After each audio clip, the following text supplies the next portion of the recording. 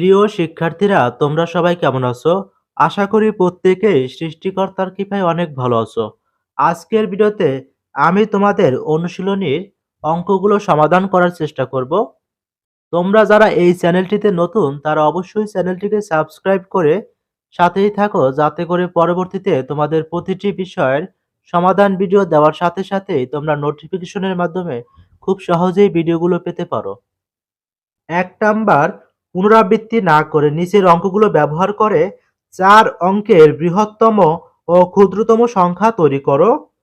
এখানে ৫টি অঙ্ক দেওয়া আছে। ক নাম্বার, ২, ৮, ৭ এই ৪টি অঙ্ক ব্যবহার করে আমরা বৃহত্তম সংখ্যা এবং ক্ষুদ্রতম সংখ্যা তৈরি করব।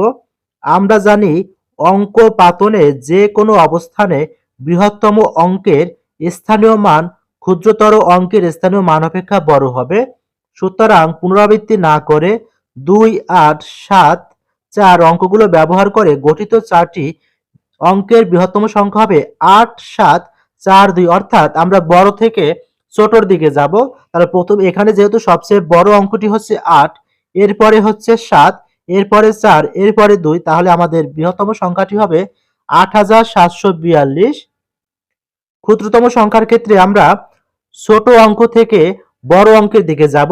তাহলে সব থেকে ছোট অঙ্ক হচ্ছে ২, এরপরে ৪, এরপরে ৭, এরপরে ৮। তাহলে আমাদের নির্ণেয় বৃহত্তম সংখ্যাটি হবে ৮৭৪২ এবং ক্ষুদ্রতম সংখ্যাটি হবে ২৪৭৮।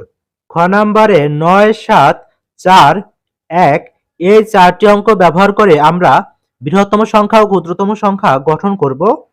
আমরা জানি অঙ্ক পাতনে যে কোনো অবস্থানে বৃহত্তর অঙ্কের স্থানীয় মান ক্ষুদ্রতর অঙ্কের স্থানীয় মান অপেক্ষা বড় হবে। যেহেতু ৯, ৭, ৪, ১ অঙ্কগুলোকে বড় থেকে ছোট ক্রমে অঙ্ক পাতন করলেই বৃহত্তম সংখ্যাটি পাওয়া যাবে, সুতরাং বৃহত্তম সংখ্যাটি ৯, ৭, ৪, ১।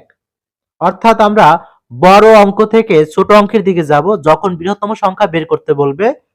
তাহলে আমাদের বৃহত্তম সংখ্যাটি হবে ৯৭৪১। আবার ৯, ৭, ৪, ১ অঙ্কগুলোকে ছোট হাতে বড় ক্রমে অঙ্ক পাতন করলেই ক্ষুদ্রতম সংখ্যাটি পাওয়া যাবে। ক্ষুদ্রতম সংখ্যাটি হবে ১৪৭৯। নির্ণয় বৃহত্তম সংখ্যাটি ৯৭৪১, ক্ষুদ্রতম সংখ্যাটি ১৪৭৯। গ নাম্বারে ৪, ৭, ৫, ০ এই ৪টি অঙ্ক ব্যবহার করে আমরা বৃহত্তম সংখ্যা এবং ক্ষুদ্রতম সংখ্যা গঠন করব। আমরা জানি অঙ্ক পাতনে যে কোনো অবস্থানে বৃহত্তর অঙ্কের স্থানীয় মান ক্ষুদ্রতর অঙ্কের স্থানীয় মান অপেক্ষা বড় হবে। ৪, ৭, ৫, ০ অঙ্কগুলোকে বড় হাতে ছোট ক্রমে অঙ্ক পাতন করলেই বৃহত্তম সংখ্যাটি পাওয়া যাবে। অতএব আমাদের বৃহত্তম সংখ্যাটি হবে ৭৫৪০। আবার ৪, ৭, ৫, ০ অঙ্কগুলোকে ছোট হাতে বড় ক্রমে অঙ্ক পাতন করলেই ক্ষুদ্রতম সংখ্যাটি পাওয়া যাবে, কিন্তু সর্ববামে শূন্য বসালে প্রাপ্ত সংখ্যাটি অর্থবোধক ৪ অঙ্কের না হয়ে সংখ্যাটি ৩ অঙ্কের হবে। অর্থাৎ আমরা প্রত্যেকেই জানি শূন্য যখন কোনো অঙ্কের আগে বসে তখন কিন্তু সে নিজে নিজে কোনো মান প্রকাশ করে না। অর্থাৎ শূন্য যখন কোনো সংখ্যার পর কোনো অঙ্কের পরে বসে তখন এর মান থাকে। অতএব আমরা যখন কোনো ক্ষুদ্রতম সংখ্যা গঠন করতে যাব তখন শূন্যকে অবশ্যই একটি অঙ্কের পরে লিখতে হবে।